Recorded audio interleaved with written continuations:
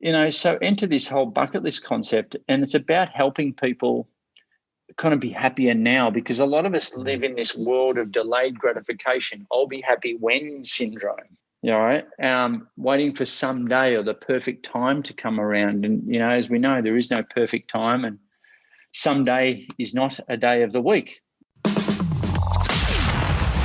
Staying motivated takes work. If you don't work on your motivation, you become unmotivated. Join Umar Jang as he shares inspirational stories and tips to get you motivated to do whatever you need to do. This is the Motivational Voice Podcast. Hey everyone, welcome to the Motivational Voice Podcast. This is session number 35. I hope you've been all right and that you are well and healthy. Do you have a bucket list? If so, do you think you will get through your entire bucket list in the next 5 years? How about the next 10 years? If you believe that you will get through your entire bucket list, that's awesome. Most people plan to live life, travel, and see the world and do everything they've dreamed of doing when they were younger. But a lot of us plan to do that after we retire, and therein lies the problem. My guest, Trav Bell, who is also known as the bucket list guy, has a refreshing view on setting life goals and having a bucket list. And my interview with him may completely shift the way you see your life and how you prioritize the most important things in your life. Travis is a speaker and a coach, and he helps people live their lives before it's too late. My interview with him picks up right after I asked him a simple question. How did you come to be known as the bucket list guy? Let's listen. But I had a bit of a breakdown before breakthrough moment, business, life, certain people, came into my life, became a little bit toxic. And at the end of the day, I slipped into, albeit mild depression. And it was in that moment where I found myself going to, personal development, events, reading all the books about positive psychology, learning all about life coaching, Akagi principle, law of attraction. You put it on an event back then, I would have done it and run to the back of the room and upgraded. So I did all of that stuff. And it was actually a friend of mine that said, sort of at the end of about a year and a half, and I dealt with a lot of stuff because I did that because I didn't want to go on to like heavy sort of antidepressants. I wanted to get to because that's a bit of a Band-Aid, if you know what I mean. And I wanted to sort of get to the root cause of what I was going through. So that's why I found myself in personal development. And someone said at the end of about a year of it, hey, Trav, why don't you teach this stuff? And I went, ping, light bulb moment. And that helped me sort of compartmentalize why I was going through what I was going through and what I was learning. So I put on a talk, invited about 40 people to come along. I really had to pay them to come along. It was a crap talk compared to what I do now. But about halfway through, I started sharing my list to do before I die. I'd always had one written down since I was 18. And it really inspired the group when I started sharing some of these stories. And then Joe, one of the participants at the time, right at the end, said, how's all this list to do before you die stuff? It's really inspired the group. It's like a bucket list. You're like the bucket list guy. And I went, another light bulb moment, went home and registered the bucketlistguy.com, and that was 10 years ago. I've been doing that ever since.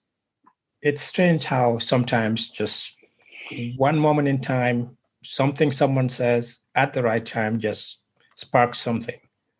Yeah, but we've got to go out on a limb to hopefully have these realizations, though, don't we?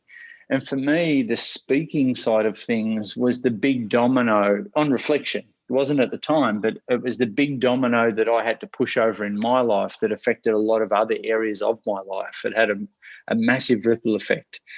And I could still help people. So I got out of the personal training, sold off those businesses, got rid of them down, and right at the time, Tim Ferriss came out with his book, The 4-Hour Workweek, that totally ruined my life because he was running it, enter the world of, online businesses. And I thought, that would be a dream of mine, to be able to make money online and be wherever I was in the world, because freedom, and I'm sure you get it, and your listeners and watchers get this, freedom is one of the, it's a pretty high value for a lot of people. It's right up there. And I thought, I'd love to be able to run a business from a hammock, somewhere in the world. That's what the pictures say. Compared to what I was going through at the time. And I made the transition to running an online business before it was COVID cool. And being the bucket list guy was just a values match as well. It just felt right. And, we shouldn't really sit around and kind of is this right? Is it right? I just went, yep, that feels right. I jumped on it, and it's felt right ever since. And so I've gone out of, from personal training to now personal development.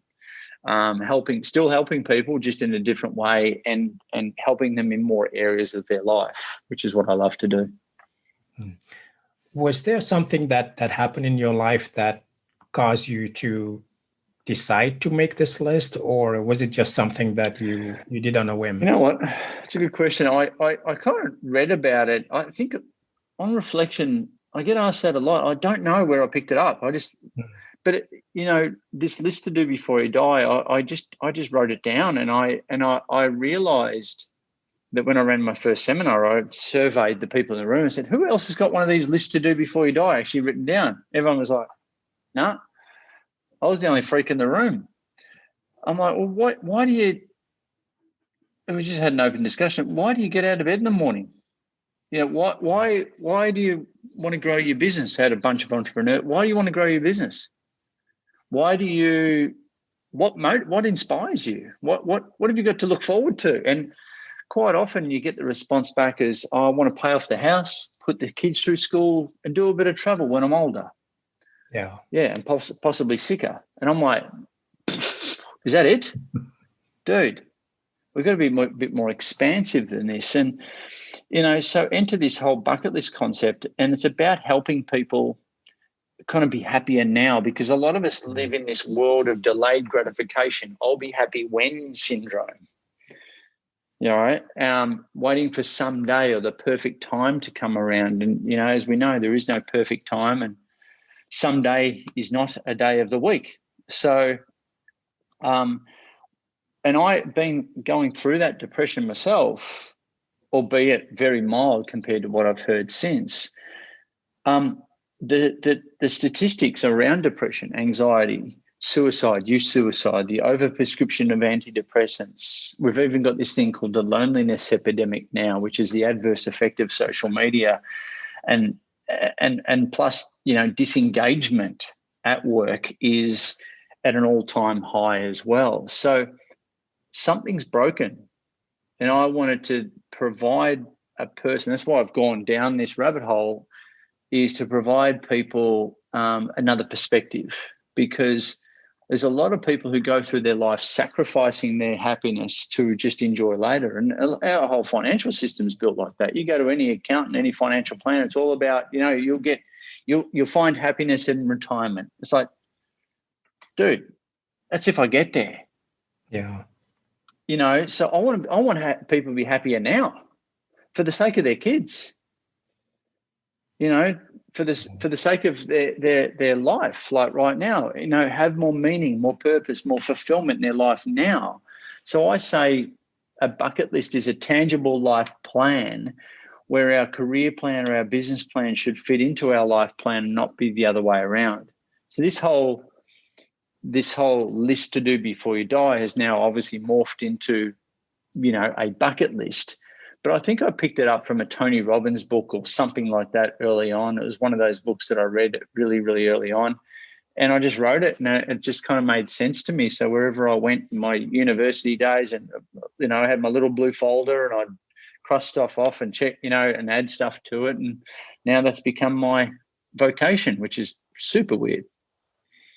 Yeah, I think I run across a quote, and I'm paraphrasing here, that says something like, live today as if it was your last day on earth. And I am thinking about that because some maybe it was 15, 18 years ago, I was working at a place where this guy has been working there for 27 years or something like that. He was 53, I think. And one day he left work early and he never leaves work early. He had a migraine. But next thing you know, we heard that he was in the hospital and he had a brain tumor. A week later, he died. So there's too many examples like that, isn't there? Yeah. And that just kind of put things in perspective, not to mention I grew up in Africa, I lived there, and I've had too many close calls to count. But it puts things in perspective. And I know there are probably a lot of people who say, yeah, maybe you're right. We need to live our lives now. There's no guarantee that when you retire, you'll actually make it to 65 or even 70 or whatever. And what would you say to someone who is thinking about maybe, this is a good point. I need to live my life and fulfill my bucket list. What can they do to start really going through that bucket list? Yeah, you've got to be, we've got to put it in perspective as well. I'm not proposing that we do in a hedonistic kind of way too. And what I mean by that is, live every day as if it's your last. Go hire a Lamborghini, go straight to Vegas, go gamble your money away, go to the strippers or not. That's not what no, don't do that. So that'll probably get you locked up for the rest of your life. But I encourage people to take time out of their life to work on their life and do it today and do it now. If you're listening or watching this podcast right now, do it today for the sake of yourself, your family, and everyone else around you. So you've got to take the opportunity to put your own oxygen mask on first before you can go and help others. Quite often I hear people say around me, thank you for giving me permission to dream again. People are dying at 40 and being buried at 80. We know people like this. And it's not until we get given a use-by date, the form of a diagnosis or something traumatic or dramatic happens to us or a loved one, that we suddenly then get shocked into action. Yeah. Right. And so the point I'm trying to make is remember these. I mean, it's crazy to remember these things called pen and paper. I've got a pen down around here somewhere. But remember these things called pen and paper, mate?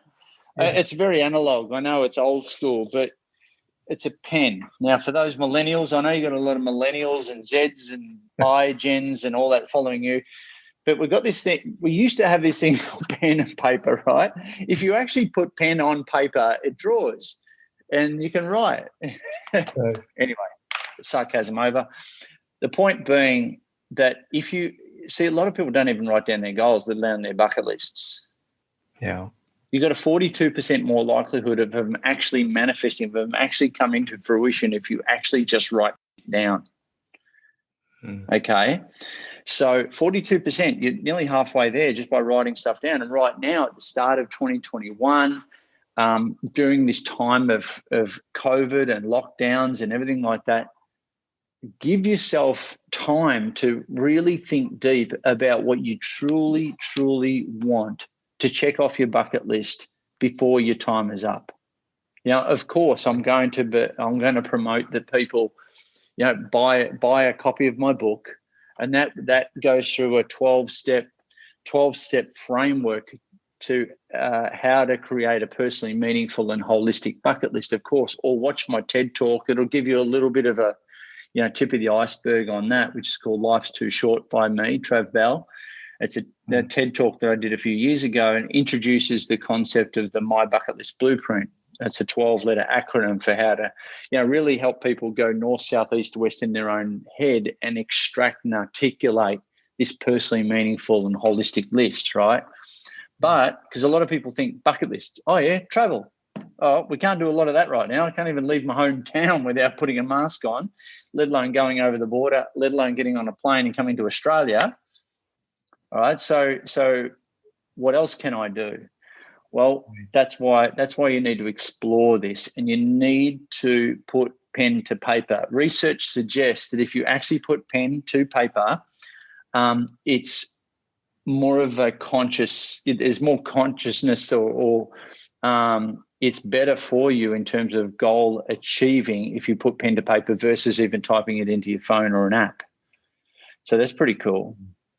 Yeah. But do it and do it today. And hey, do it with your kids, do it with your partner, do it with your whole family, maybe do it with your work colleagues. But at the end of the day, give yourself permission to do it. And see, Omar, too, that what's easy to do is easy also not to do. Is this a matter of writing down, as a baseline, writing down some of the things that you want to do, or could it also be goals, things you want to achieve in life?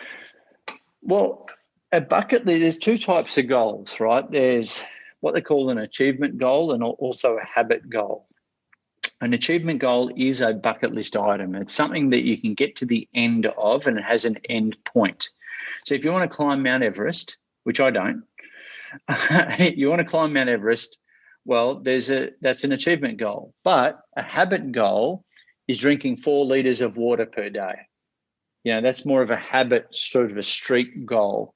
Exercising every day is also a habit goal. But doing a marathon is an achievement goal. So you might do some habit goal on the journey towards an achievement goal. But it's not just about writing a bucket list. It's not just about writing a list of cool things you want to do before you die. It's really what people have got to get excited about, I think, is how you'll end up reverse engineering every aspect of your life in order to make this stuff come to fruition. It's really about the growth of you on the journey towards these self-imposed destinations. But more importantly, for everyone watching and listening, Omar, it's about the person that exists on the other side of your bucket list, the person that you do not know yet. And that dude is called your potential, right? Yeah. And a lot of people give up. They get to midlife and they go, you know what? I've got the mortgage, I've got the family, I've got what I supposedly the American dream or the Australian dream or whoever's dream, which for a lot is a nightmare, especially right now. Is this it? So if that's what we're sold, if that's our goals for most people, then why are the depression statistics, why are all these mental health statistics going through the roof? Something's broken. So I want people to, listening to you, connected to you, to get excited about the bigger version of themselves that exists on the other side of your bucket list. That's what you're going to, that's what I want people to get curious about and excited about. And mate, I built this to help me out of depression, and it works. So it's about really living out your life on purpose. So taking on your terms. Right, and being the driver of your life. So choosing happiness, mate. That's what it's about, choosing the things that light you up. And it's not some of the things that people want to do in their life are freaking weird, dude. Like, it's cool. It's like once you pop, you can't stop. It's when people start getting it. I get sent part of the book, right, at the back of the book, is that I've got a little link there that if you go through the book, you write out your bucket list. I want you to abuse this book. I want you to write in it, make notes, all sorts of stuff, then take a photo of it and then send it to the link at the back of the book and send me your bucket list. So I've been receiving these, and I just released this 2 weeks before Christmas. I've been receiving these and some seriously random, exciting, inspiring, weird things that people want to do. And always at the bottom of the email or the notes that get sent to me is, I don't even know where this came from. It was buried down deep in me, and I've got no idea where this came from. Yep. I don't. And I'm like, just be honest. To be honest with yourself. Tap into your true, your true potential. Tap into who you are. Forget the boundaries that, only worry about the what and the why, the what it is and why you want to do it. Don't worry about the how. A lot of people don't write goals, let alone bucket list items, because they overthink the how.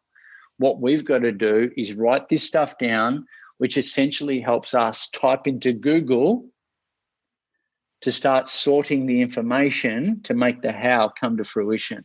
The path will start to appear. If the why is strong enough, the how will. work itself out. In your TED Talk, there was a slide that you shared where you basically represented a human life in the span of 80 square boxes, where you represented that represents a human life. You basically that gets you, doesn't it? There right. it is. Yeah, that's really shocking. It's a square, basically a rectangle with squares in it, and each square represents a year of your life. And if you cross off the number of years you've already lived, I think what was shocking for me was, well, how much more do you have left to live? Is it 80? Is it 40 more, 30 more, 10 more? Scares out people. Yeah, that scares people, because you're like, okay, if I'm supposed to live on the lucky side up to 80 years, let's say, and I'm 45 or 35, whatever, that means I've used up more than half of my life boxes. And yeah, that's scary in a way, because it puts us in touch with to realize our mortality, and that maybe we don't have as much time to do what we want to do or what we aim to do in life. So how did that come about, that representation? Because I did the maths on my own life, and I went, I got a lot of stuff I want to do, and I haven't got a lot of time. As a speaker, so I'm not I get hired as a motivational speaker, all around the world. I've been doing that, but I don't motivate people. It's just being real with people. Look, here's the stats. Here's the real stats. 80 is about how long on average we live. Where are you now? I'm 40. Half of your life is gone. Okay, let's be real here. And number one, I ask 3 questions when I present that 80 grid, and people are crossing off the squares, and then they're, when I do this to an older audience, they're crossing off more, and people are starting to, like, their shoulders are starting to drop, and they're starting to go, look for the alcohol. It's like, I need to drown this out. No joke, right? I did we call it, it was a retirement conference. Right, there's about 300 people in the room. It was a retirement. Everyone in the audience was old, and I did this exercise. And I think the average squares left was about 10 squares left. Wow. And I'm like, oh, this is awkward. So, and then a guy down in the front row said to me, "I'm pretty fit," and just added a row to it. Going, I'm going to live to 90. I was like, oh, you'll all look amazing. I want you to get your pens out now, guys, and add a row, because you all look fantastic. And everyone's going, oh, yeah, well, we're above average. In my back of my mind, I'm going, you're all screwed. The point being, as a speaker, you've got to get people to get it. You've got to get people's attention. Otherwise, they won't pay attention to what you're, for the rest of, for what you're talking about. That's deliberate, because it shocks people into going, all right, now you've got my attention. Now I'm going to listen. It's not just for shock value, it's real too. I'm not backwards in coming forwards. I'll tell you exactly what I think. I'm very blunt. Just ask my family.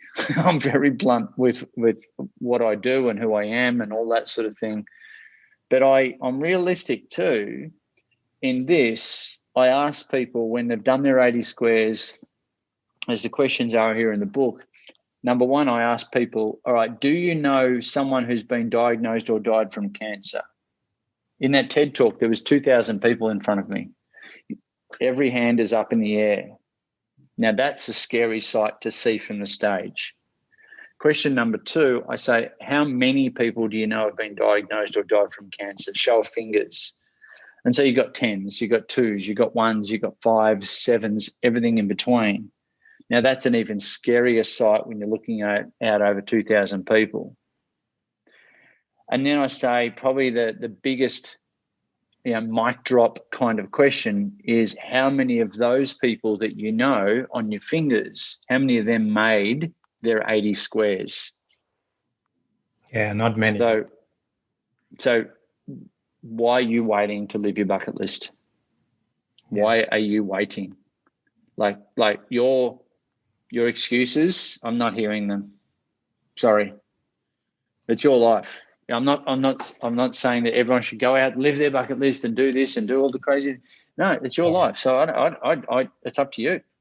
I'm just giving you a whole other perspective to look at your life through, because I know a lot of the people that I speak to, probably not around you, but a lot of the people are living by default rather than by design. They're existing, not living. They're sheep. Yeah. And they're on a treadmill. They're Groundhog Day in it. To play the devil's advocate here, if there's a listener that's saying, well, yeah, that would be nice to do, but I have responsibilities, I have this, I have that. What would you say to someone like that who maybe they really mean to try, but they're not quite sure that they can do it? When the why is strong enough, the how will work itself out. A lot of people won't. Okay, so a lot of people don't even write down their goals, let alone bucket list items, through fear of failure and through fear of success. Same psychological makeup. A lot of people don't write their goals down because they don't want to disappoint themselves. And they have disappointed themselves in the past, right? So if I write this down, I'm kind of committing to myself, let alone other people, and I won't write it down because, what happened last year or last time or whenever. So there's a bit of that. But also, if people want to keep using excuse-itis and they keep on blaming the government, blame your President Trump or whoever, can't do one podcast in America without mentioning his name.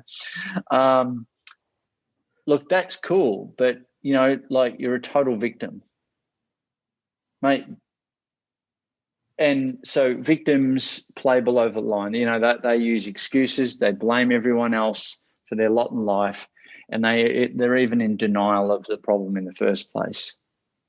But people who play above the line are victors, and they take full 100% ownership over their lot in life and over every decision. They choose what they want. They choose happiness, and that's what a bucket list is really all about. They take responsibility over their life. They're accountable to themselves. I think that's more freeing.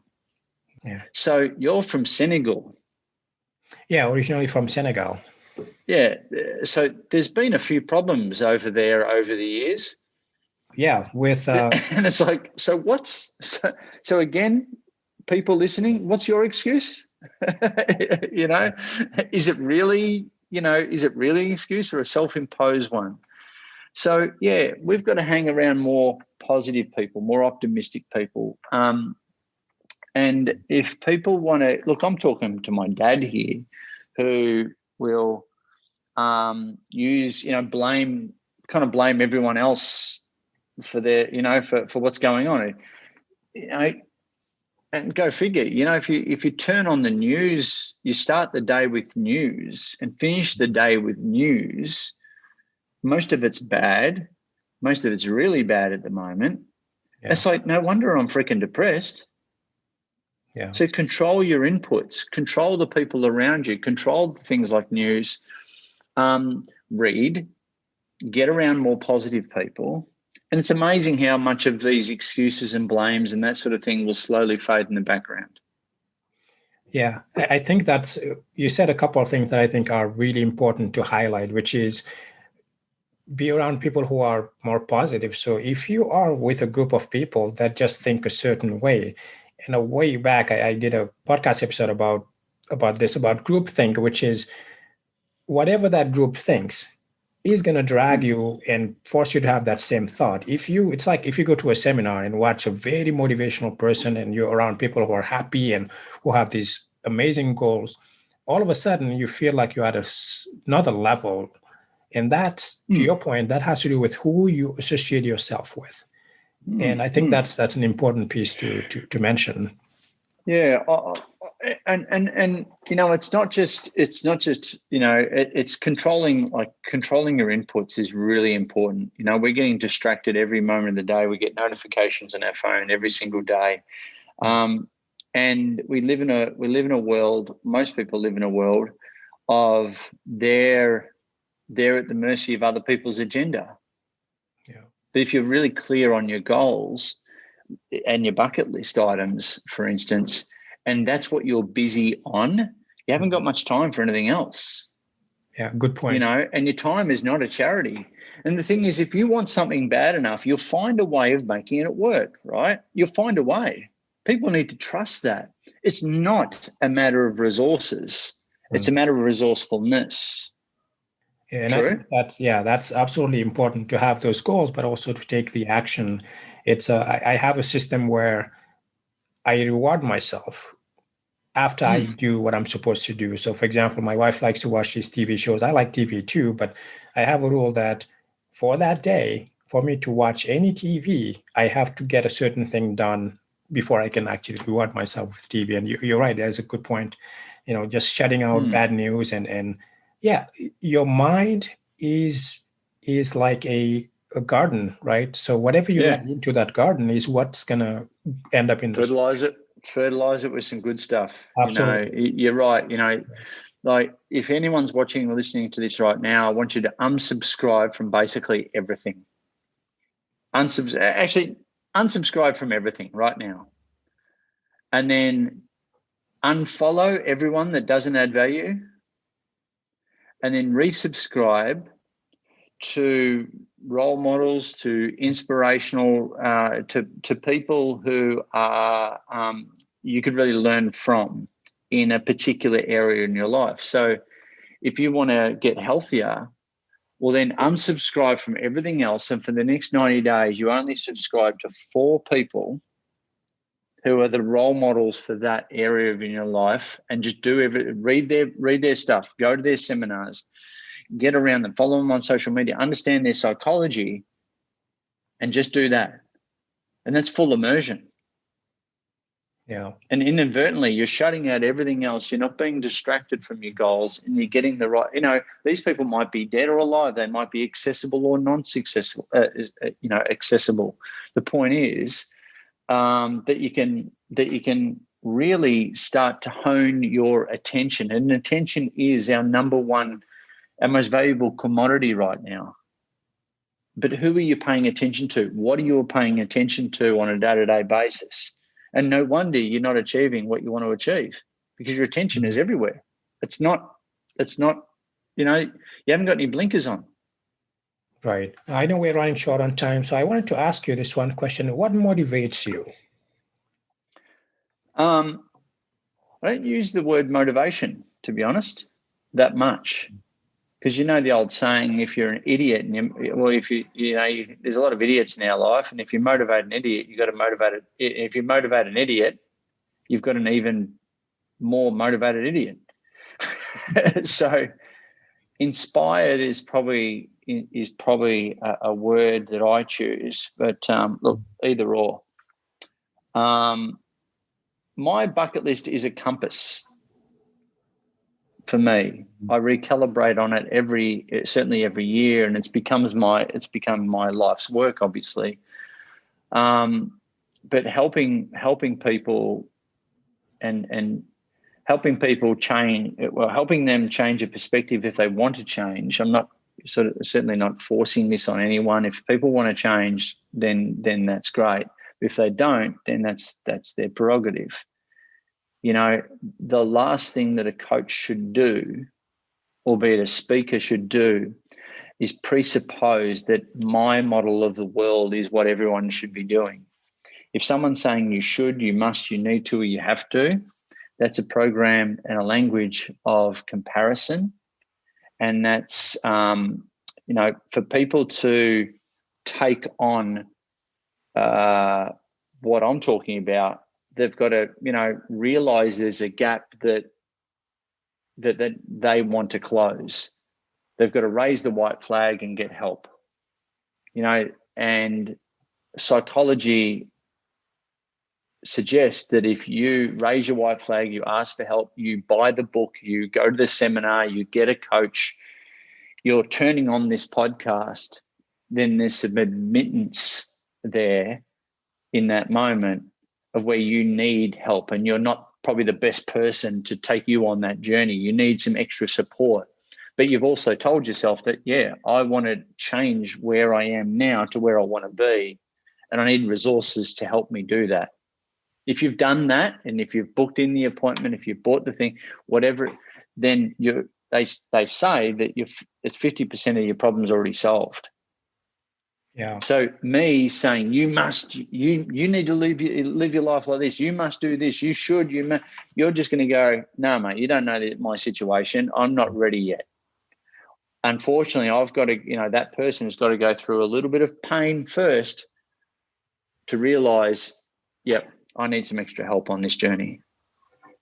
Yeah, it's like you can give people the information you think they need or the advice, but when people don't follow it, it's because they're just not ready yet. They're not at that step. Exactly. They have to jump through the hoops to get to that point where the pain is enough or the need for them to take action and change their lives. Yeah.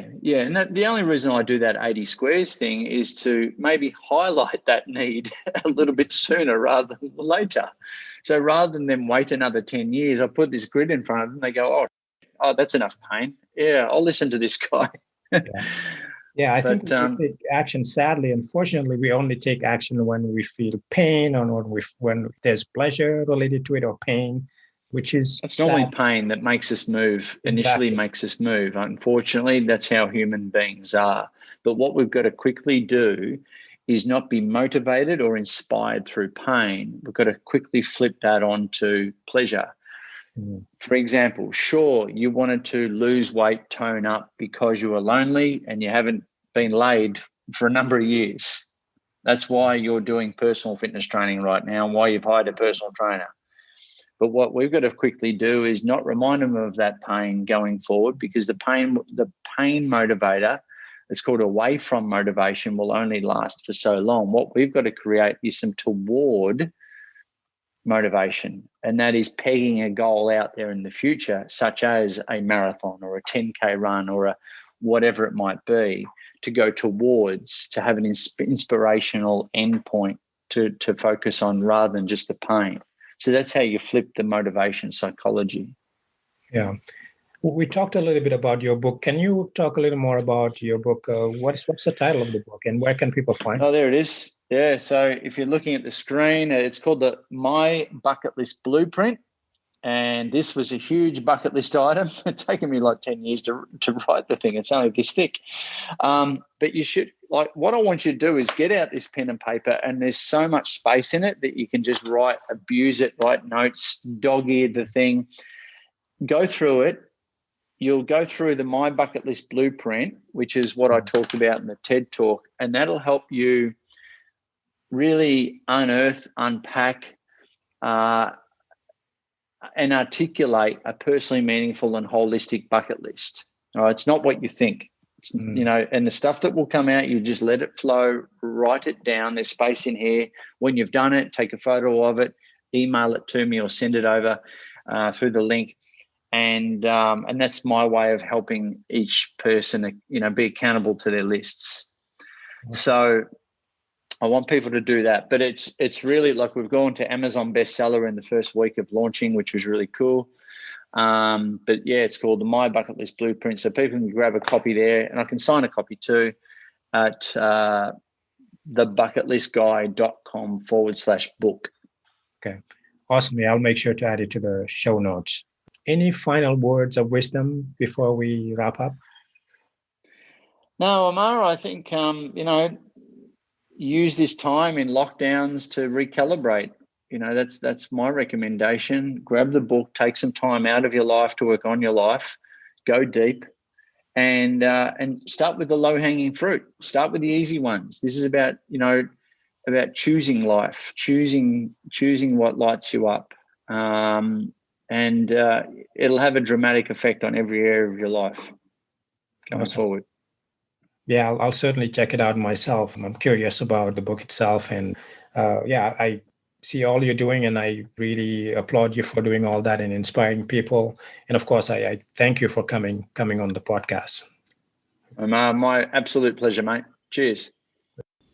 That was my interview with Trav Bell. This discussion certainly had me thinking about my own bucket list and my own life goals. For me, the biggest takeaway, as cliche as this may sound, is this: don't let the pursuit of success stop you from living your life. I don't ever want to look back at my life and regret not living it. The reason we feel so down in our lives sometimes may be due to the fact that we are repeating the same sequence of events day in and day out. Work, home, sleep, repeat. Work, home, sleep, repeat. When you do the same routine over and over and over, it's only natural that you begin to question whether there's a point to all of this, whether there's a point to life itself. We begin to feel trapped and disconnected from our own lives. We need to be intellectually stimulated by our work. But just as important, we also need to be stimulated physically, emotionally, and spiritually so that we may feel fulfilled. Unfortunately, our work alone, our pursuit of success alone, does not fill that void. Every once in a while, you need to open your eyes, live your life, and do something that soothes you. And it doesn't have to be complicated. It doesn't have to be life-shattering. It could be as simple as taking the weekend off and doing something that gives you a sense of emotional fulfillment. For some of us, it may be visiting a state park. For others, it may be skydiving. Whatever it is, do it. But most importantly, you need to make it a regular part of your life. Life is a gift. Use it wisely. If you've been enjoying listening to the podcast, it would really mean a lot to me if you could leave a review and rate the podcast. Thank you for doing that. As always, you can find the show notes for today's episode on my website at umarjang.com/session 35. By the way, if this episode made you want to make your bucket list a priority, let me know about it. I'd love to hear what you think. Thank you for sticking around and thank you for listening. Until next time, please stay safe and motivated. Goodbye. Thank you for listening to the Motivational Voice Podcast. If you enjoyed the show, please subscribe and rate it on iTunes. Get show notes and the latest blog posts at omarjang.com.